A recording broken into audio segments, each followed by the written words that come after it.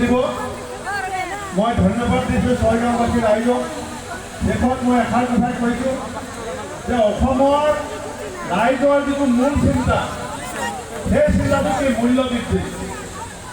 মূল্যবৃদ্ধি নিয়ন্ত্ৰণৰ স্বাৰ্থত আমাৰ কংগ্ৰেছ দলে মাল্লিকাৰ্জুন খাৰ্গে আৰু ৰাহুল গান্ধী ডাঙৰীয়াই আমাৰ প্ৰত্যেকগৰাকী মহিলাক প্ৰতি মাহে অৰুণোদয় বন্ধ কৰি অৰুণোদয় জেগাত 8,500 টকা প্ৰতি মাহে বছৰত 1 লাখ টকা দিবৰ কাৰণে আমি সিদ্ধান্ত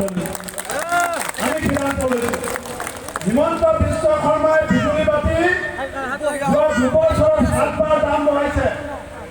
আমি কংগ্ৰেছে সিদ্ধান্ত লৈছোঁ আপোনালোকে যেতিয়া আমাক ক্ষমতা দিব আমি প্ৰত্যেকটো সাধাৰণ পৰিয়ালক প্ৰতি মাহে আমি 200 ইউনিট বিজুলী বাতি আমি ফ্ৰীকৈ দিম।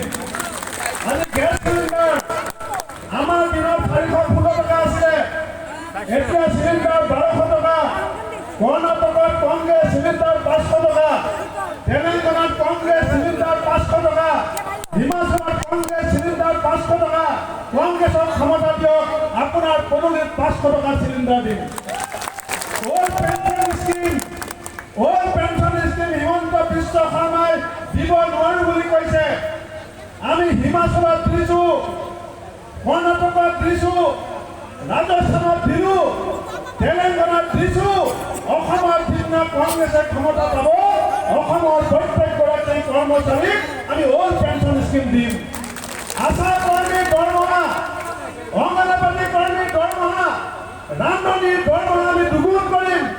এই আমাৰ ইলেকশ্যনত আমি লিখিতভাৱে প্ৰতিশ্ৰুতি দিছোঁ। অসমৰ মানুহক কৈছোঁ আশা কৰ্মী, অংগনবাড়ী কৰ্মী, ৰান্ধনী, টেটৰ teacher, special teacher, tutor, computer, গাঁওবুঢ়া, ভিডিপি প্ৰত্যেকগৰাকী ব্যক্তিৰ উপাৰ্জন যিবিলাকে ডাবুল কৰিব নোৱাৰোঁ কংগ্ৰেছ কেতিয়াও শান্ত নহয়।